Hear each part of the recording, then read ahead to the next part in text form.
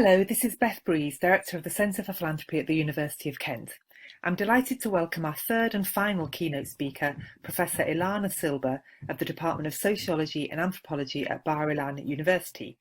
Professor Silber is a renowned expert on gift theory, repertoires of cultural discourses and emotions in philanthropy, and she's currently working on justifications and critiques of elite philanthropy.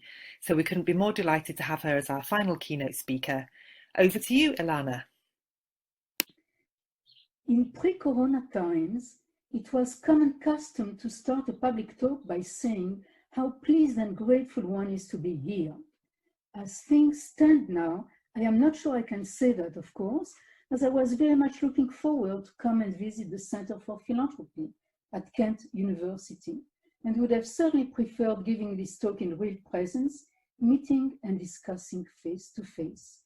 But if I am nevertheless pleased to give this talk from afar now, as has quickly become a common fallback option these days, it is as a tribute to Beth Breeze, to her failing positive energies, and because our topics of interest have often converged in the past. More than once, moreover, I found myself in tune with her stance and research priorities, even though coming to the same issues from a different perspective.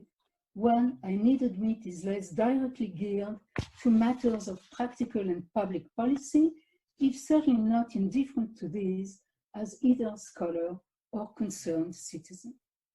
So let me explain this perspective a bit, if just a bit, so as not to tire you with what may well be obscure matters of scholastics for those who are not familiar with the academic fields of sociology and anthropology.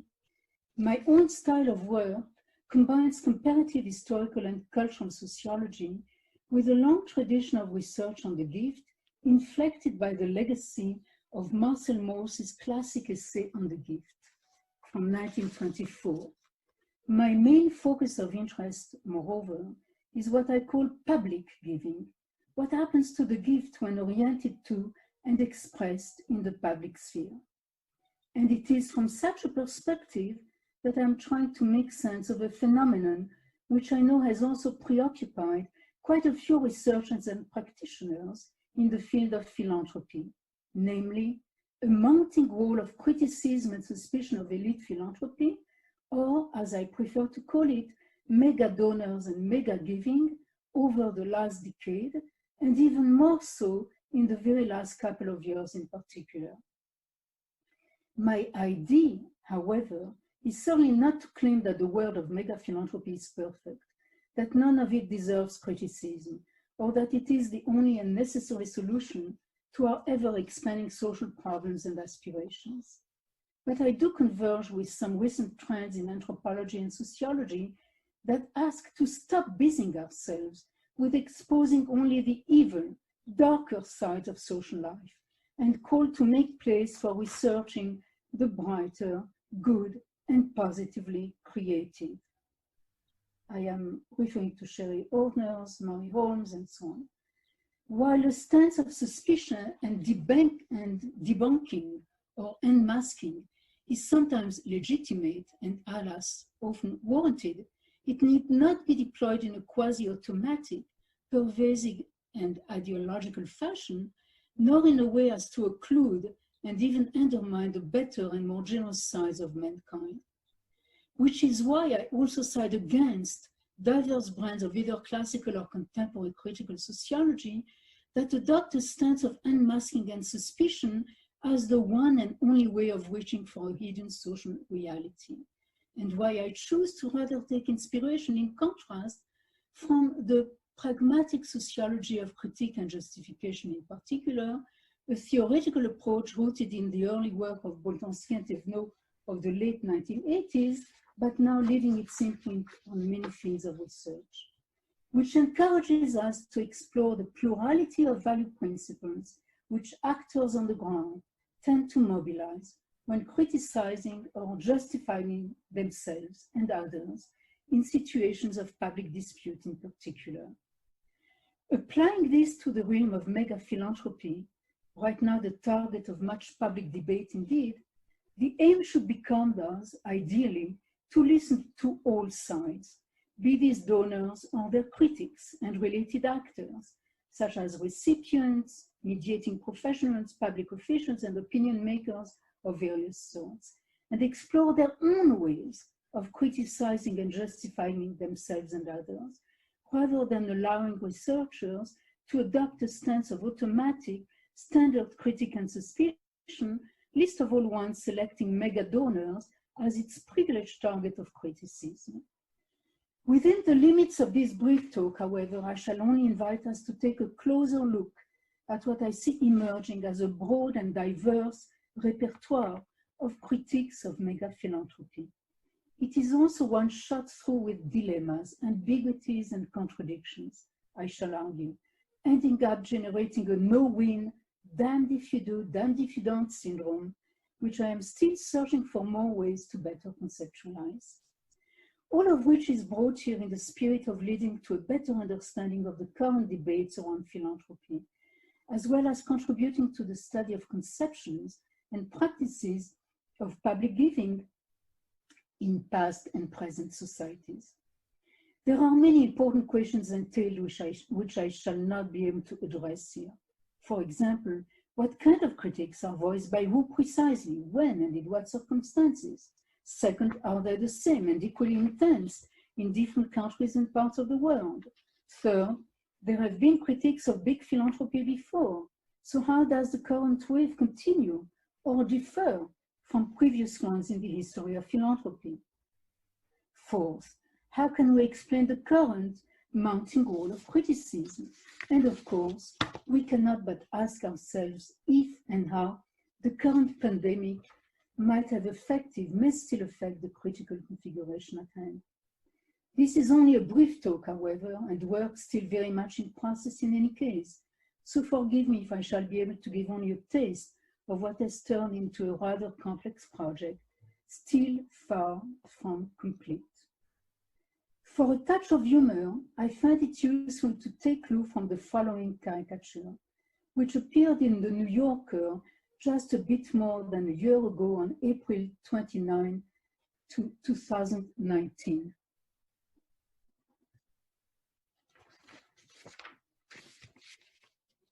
Yes, we are a charity tackling skyrocketing income inequality, you can read at the bottom, but we're also a charity that should be saying, I love my billionaire founder. Simple as it may seem, this caricature touches on a whole world of dilemmas and ambiguities, symptomatic of the state of mega giving in our times. Clearly, we cannot look at billionaire donors as acting in a vacuum. Rather, they partake of a whole range of gift relationships with non-profit organizations, which need and ask for their financial support, and which themselves partake of a whole expanding and complex field of charities, non-profit or civil society organizations. Moreover, ambiguities and paradoxes can be seen sprouting from all sides. A. Recipient organizations are geared to fight against the stupendous rise in income inequality, which the wealth of their benefactors embodies. B. Recipients, NGOs, and perhaps society at large may be expected to be grateful towards their billionaire donors. Yet what the image conveys instead is an uneasy, ambivalent relation. C. The object of ambivalence is not just the donor as donor, but the donor as billionaire. Who loves, can anyone love billionaires at all? Implying, be they donors or not. D. Contemporary billionaires wish to help make for a better world, which may entail sponsoring civic action aimed at undermining their own wealth and superior standing. A seeming paradox that cannot fail to engender a dose of irony and skepticism. Do they really mean that? Admittedly, this caricature is more especially apt to capture dilemmas distinctive to so-called social change, social justice organizations, either to recipients of a very minor fraction, less than 1% of all donations. But the issues at stake and the fact that they fuel so much acrid public debate need be seen in a more general context, that of an ambiguous, lopsided state of affairs, whereby the philanthropic sector in general and the field of elite philanthropy in particular, is undergoing extensive expansion on the one hand, but also facing mounting distrust and criticism on the other. As I shall soon underscore, moreover, the mounting flood of critiques is left pretty much without counterweight, given the absence of an equal and equally vocal range of praise and gratitude. We need ask ourselves, of course, if this is not without precedence. By reference to the United States in particular, very briefly, there is now often talk of the contemporary situation as a new second Gilded Age, with many similarities to precedents of the late 19th, early 20th century, with its hostilities to such figures as Carnegie and Rockefeller, the robber barons of this first Gilded Age, and later waves of attacks on foundations. Moreover, my sense is that we need to go much more and much further in the past. There is need for more historical research on the ebbs and flows of philanthropy and its status at large, changing understandings of what it is about, and diverse reactions to it.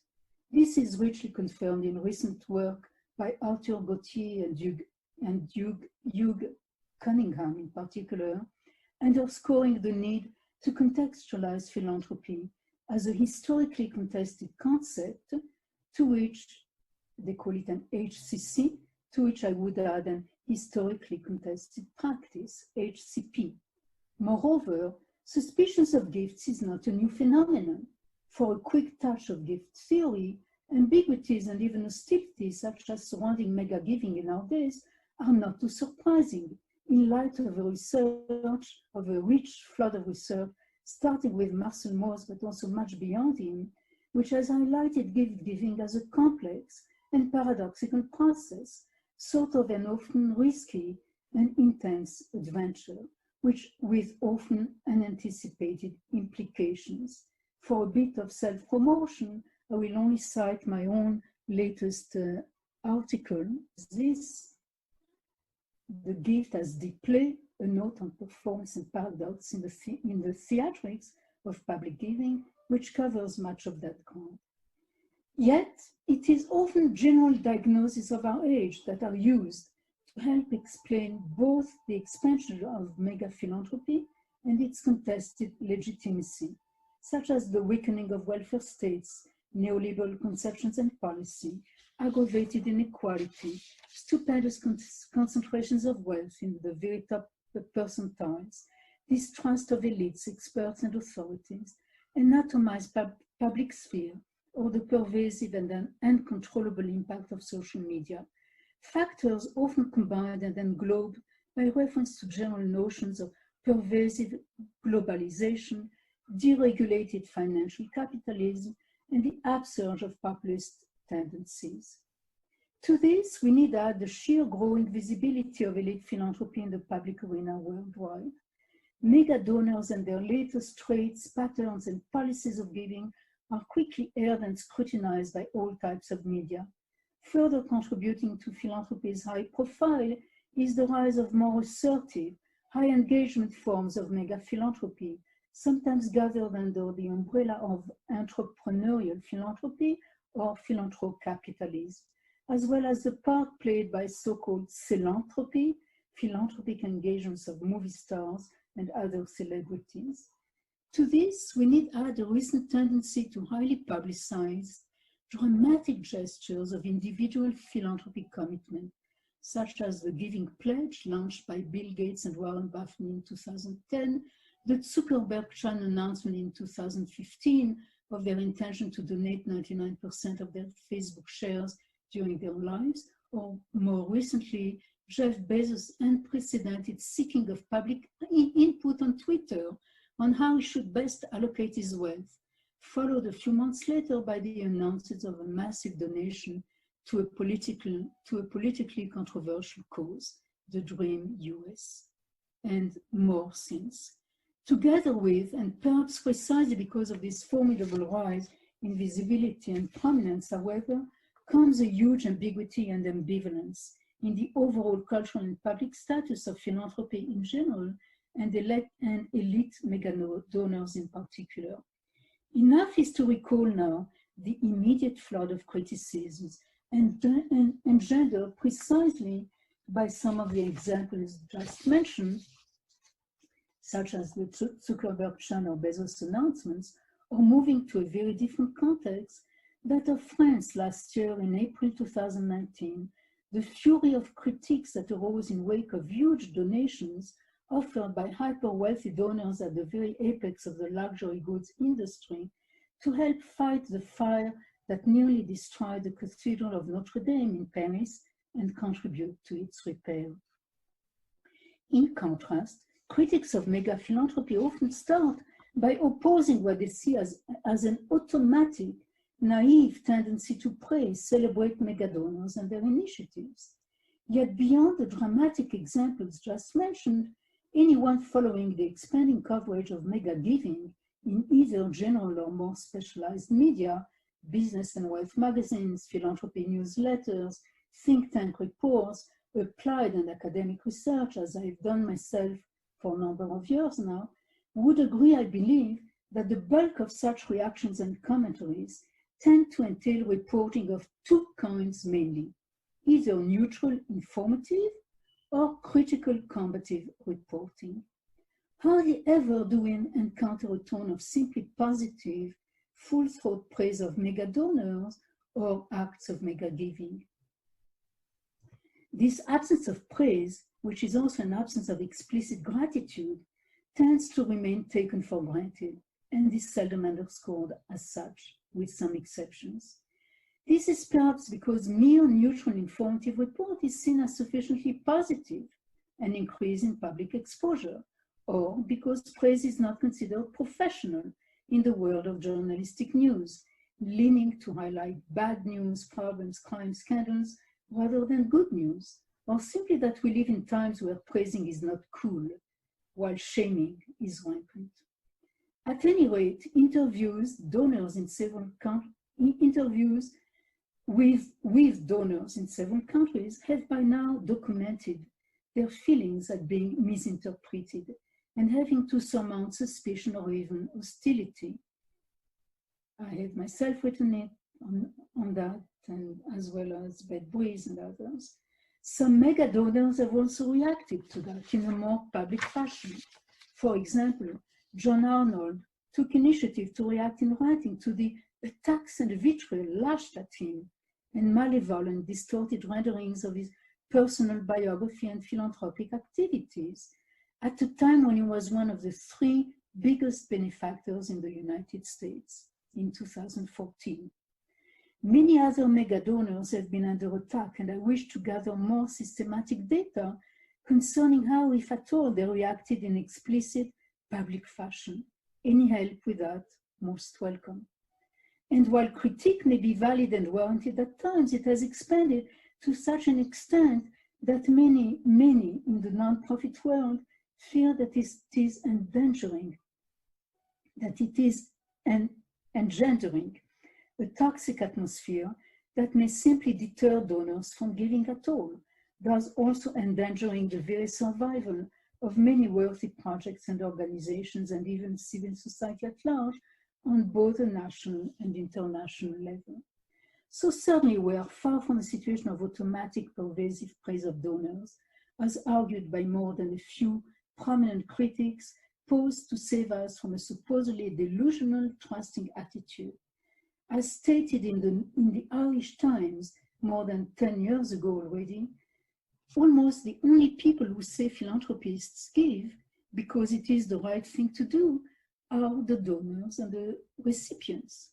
A similar picture was conveyed in Newsweek magazine just a few days ago, in what I find was also a rare balanced assessment of the Giving Pledge 10 years after it was launched by Buffett and Gates, asking, some 209 individuals or couples have publicly promised to give half or more of their money away to those who need it. You'd think that would be cause for celebration, or at least a begrudging thanks. Nope. Why? Praise and gratitude from the smaller circle of peer donors and the organizations they donate to may not compensate enough, however, for donors' overall sense of being besieged by ever-growing circles of suspicion, hostility, and anger. And as was indicated, the caricature just discussed here earlier, even recipients' own perception of philanthropy are far from devoid of tensions and ambivalence.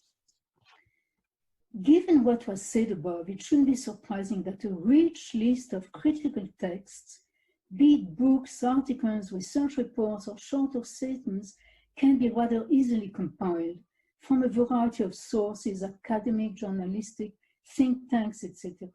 Here follows a sample of more recent ones. I hope this is a sample of critiques, some 11 references, standard bibliography for anyone who is savvy with the field. Rather standing on its own, moreover, this critical literature is deeply associated with, even embedded within another, even richer pool of critical literature, critics of hyper or super wealth and the very wealthy as such, whether engaging in philanthropy or not. Often enough, the two types of critiques are made to intersect, also in text belonging to the first list I just showed, sometimes written by the same authors, and the boundaries between the two lists are even blurred. So here I am with just a very small sample of what is a much longer list. So critiques, nevertheless, can widely range in types of themes, style of or mode of critique. And I'm looking for a way, in fact, of trying to find a way, is there a way to make some order into that? And this is why actually I would like to offer kind of a roadmap, a guiding map, starting by distinguishing between various modes of critiques in terms of relative source or point of view, internal or external, scope, partial or total, intensity, moderate, radical, or practical ideology, level of analysis, micro, meso, macro. I will better explain that later. Style of causality. Do they talk of conscious and intentional, or unconscious or unintended paradoxical effects? Partial means, for example, arguing against a specific form of philanthropy rather than all of philanthropy, a certain type of donor or donating institution rather than all donors and their associated institutions, criticizing overly marketized or entrepreneurial forms of philanthropy, or philanthropy that sustains elite institutions rather than empowering the poor, criticizing the institution of foundations or only a specific category of foundations, rather than all donors, all foundations, all philanthropy, or asking to change only some specific aspect of the overall legal status and regulation tax policies of philanthropy, rather than transforming all of philanthropy. Obviously, enough, partial critiques also tend to be more moderate than radical, and may be expected to be practical rather than ideologically oriented. We may want to take clue here from more general typologies of critique, and in particular, the old idea of immanent critique, criticizing some phenomenon in terms of its own ideal self-conception. However, much depends on the tone and intensity of the critique, as even what may seem to be a specific partial critique can turn ideological and even politically divisive, as exemplified this day, for example, by the issue of taxes and tax exemptions, or the call for greater accountability and transparency. No doubt the source or point of view of critique is an important factor here, whether from within, by practitioners and promoters, or active agents in the sphere of mega philanthropy, or from without, business, politics, academia, recipients, individuals, or organizations of philanthropy, although few fields and institutions nowadays are totally without any relation to or interaction with philanthropy. Relatedly, whether passing judgment in an immanent critical fashion or otherwise with different external standards of reference. Less evident, though, I wish to suggest another analytical way of approaching the world of critiques, namely distinguish the extent to which they target in simplified categories a micro, meso, or mega level of analysis. That is, do they target donors as individuals with their personal psychological motives, flaws, and character? That's the micro level of analysis, or organizations and institutions, the meso level of analysis, or mega donors, place in economic regimes and polities at large, the macro level of analysis. Finally, whatever flaws or problematic implications of mega philanthropy may be targeted, whether these are presented as conscious intentional versus unintended effects of philanthropy. This in turn could combine variously with the previous axis of analysis presented above, partial or total, moderate or radical. So let me just quickly show the PTTs. I don't believe that we have time to really look into it, but just to give an example, targeting individual traits and motives, self-rewards, warm glow, self-redemption because of guilt and so on, search for social prestige, display, status display, conspicuous consumption, search for power, maximization of social capital, whimsical, capricious and unreliable, paternalistic, megalomaniac, unrealistic, hubris, hyperagency, cold, lacking compassion, fake, inauthentic, hypocritical, secretive. Meso vis-a-vis organization, what is the impact of donors on their organization, how they pollute it with how they pollute organizations with tainted money, or deflect organizations from their mission, and so on and so forth. Macro, which is it seems to me the most well-known level of critique, serving the interests of global financial capitalism, serving the interests of the upper classes, failing to redistribute wealth to weaker strata, reproducing social order and inequality, lately these days also racial, co-opting recipients, preventing criticism, undermining democracy, benefiting from concentration of wealth in the upper percentiles, plutocracy with undue political influence on the public agenda, lacking transparency, lacking accountability, holding wealth in foundations, undermining public state budgets via tax exemptions and worse, tax evasion, often mistaken or counterproductive in any case, slanting priorities in entire organizational fields, for example, health, education, and so on. Okay? So before I move on to close the talk, I wish also to bring up the question of conspiratorial theories, which is a certain form of critique of philanthropy, and has really surged very dramatically during the last few months. Some critics can turn to conspiratorial mode or partake of a more encompassing theory of conspiracy. We know that conspiratorial attacks on the philanthropy of Soros and Bill Gates, for example, abound, and even more so in wake of the corona pandemic. We would tend to expect these to also be more radical and total in tone, but I am not sure this applies, although it is a feature of conspiratorial thinking that it tends to be more global and macro-oriented, which doesn't mean also that it is automatically more politically partisan.